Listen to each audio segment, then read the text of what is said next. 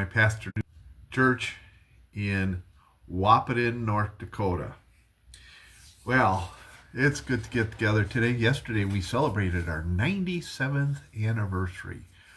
How wonderful that was. Terrific food, great fellowship. Pastor Ryan came and was with us and preached his heart. It was a wonderful, wonderful message on celebration. I really enjoyed his message. Pastor Ryan's a great man. One of the things I need to let you know, by the way, I do not sell anything myself using my image online. I got a text message today that somebody used AI to steal my image and my voice to sell phone chargers. I don't do that. At least they haven't paid me to do it. So Perry Stone in his book on AI warned us that these days would come and they would just steal our images. And since I'm out in the public forum like this, I am not surprised at all. I do have my tech crew working on finding out who this company is so that we can contact them and say, please take this down, and then be able to go to all the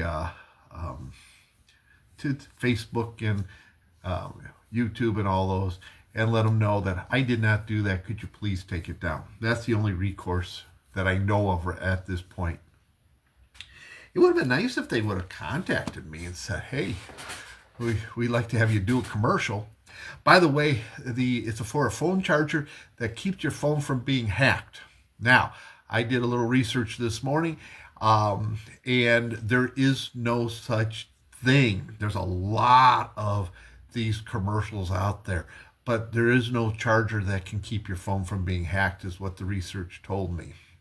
And yet people are being sold them left and right. So again, I'm not surprised by that. Anyway, just to let you know, I think to me it's a little humorous. To me it's also concerning, because we're living in a day and age. This is why all the actors in Hollywood went on strike, and so with the writers, because they didn't want their images just stolen, because it's so easy to do. How many of these reels or TikTok videos have you seen with Mr. Rogers, and it's all AI? Come on, Mr. Rogers never made those, because he's been gone for quite some time. And so it's all AI and stealing his image. And so not paying his family for using him. And so this is what the actors went on strike for, so that they wouldn't be able to do this, but they're doing it anyway. We're living in a different day and age. And so it's quite concerning. Because they can make you almost say anything online then. But I'm in Jonah chapter 4, verse 10 and 11, the last two verses of the book.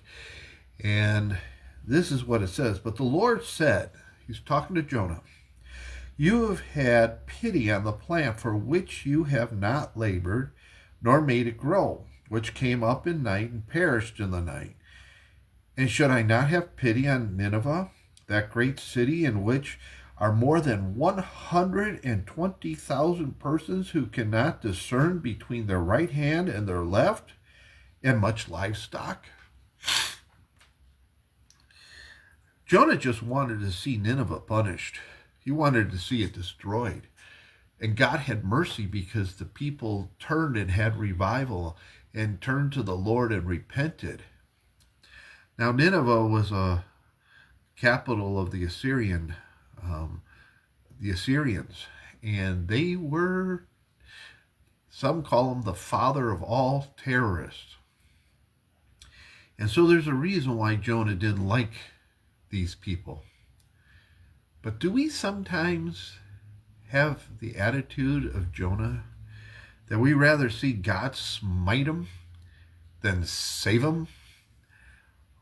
Just think about it. If we could get certain people saved, wouldn't our lives be a lot easier and nicer? Wouldn't our lives be more peaceful if we saw certain people get saved? Why are we always wanting to see them smited?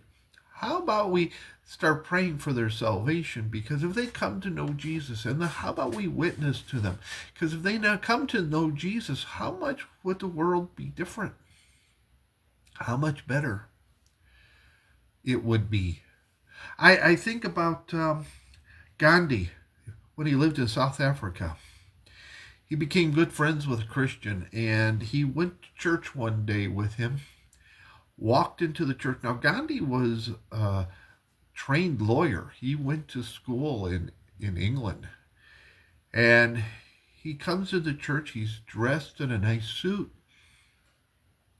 comes to sit down, and because he was not white, he was grabbed by the ushers and thrown out the door. Can you imagine if Gandhi would have got saved and gave his heart to Jesus Christ, how history might have been a little different, especially for the people of India?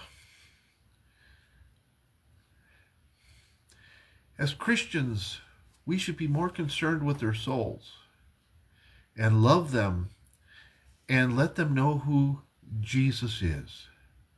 Because we don't know how much time somebody might have here on earth. We gotta reach them for Christ. We have to let them know Jesus saves. We gotta stop being so comfortable and just sitting back and just enjoying our lives without a concern in the world for others. Jonah got himself a good view of the city. This plant grows up overnight, shades him, and the next day it dies. And he's more concerned about that plant than he is for over 100,000 people. I hope we don't have that attitude. I hope we want to see people come to Christ and know him as their Lord and Savior. Well, this has been Coffee Break. I hope that gives you something to think about today. I'm a little bit under the weather. I've been for the last few days, but the Lord has helped get through. Saturday was busy. My good friend had passed away, and so I was part of the funeral, and then yesterday with our 97th anniversary, and God got me through those periods, and then when I got home I could just I was so tired yesterday, and but I'm on the backside of this thing, I think, and I can't wait to be completely well. You know how that goes. But today is a busy day. I got to get through it. And it's going to be a good day, a blessed day in the Lord. I don't care if I feel bad or not. I know it's a blessed day in the Lord because he's in my heart. I can't wait to see you next time.